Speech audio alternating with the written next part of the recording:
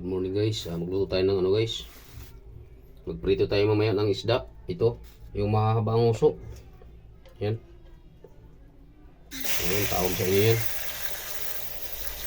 Iprituhin muna natin guys. Bago natin sasabawin. Sasabaw na natin mamaya. Haluan natin ng malunggay. Yan. Pirituhin muna natin siya at saka linisan. Linisan muna natin mga kaabi. Pagkatapos pirituhin natin. Pagkatapos pirito, sabawin natin. Guys na.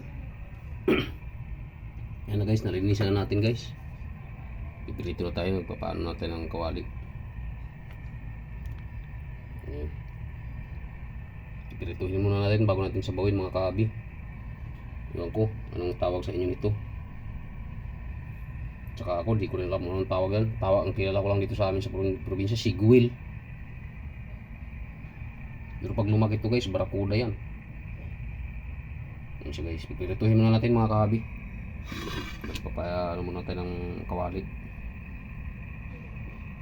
Sa fry lang natin siya lulutuin. Sa ano, maliit na ano, luto ng itlog. Kasi magandang pirituhan ito. Balikan namin kayo mamaya mga kami pagkatapos na natin pinirito ito. Ano guys, yung ating pinirito guys, malapit ang mahango. Hinto na lang yun guys. Kaya pa na isasalang ngayon. Ito pa lang itinalang natin anin. Kaya maliit lang yung pinagpirituhan natin. Malapit ngayon siya guys, hahanguin na natin mamaya kunti tapos magsalang tayo pa na bago. Babalikan namin kayo mga kahabi habang hinihimay natin yung ating malunggay. Yan na guys, tapos na natin na prito. Nag-iba na ang itsura ng isda. Ito yung malunggay natin na ano na rin natin, nahimay na natin. So gagawin natin ngayon mga kahabi, sabawin natin. Ito guys yung ating ano, tubig, natural lang. Ayan, siling haba, sibuyas, saka luya. Hindi pa ganong kumulo mga kapit, pero ilagay na natin yung ating isda para lumakas na dati sa ating sabaw. Kasi kailangan natin sabaw mga kahabi.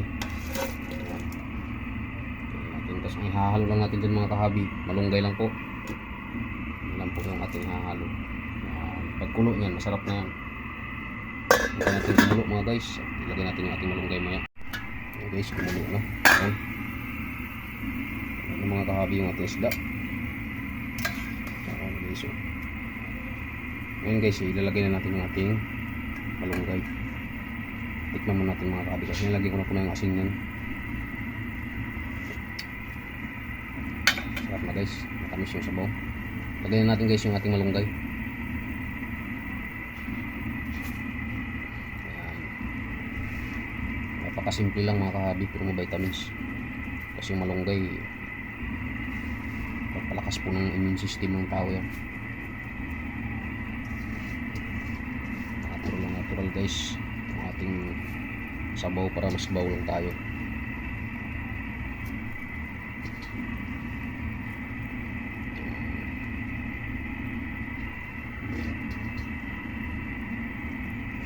Lubog natin siya guys para pantay yung luto ng iba.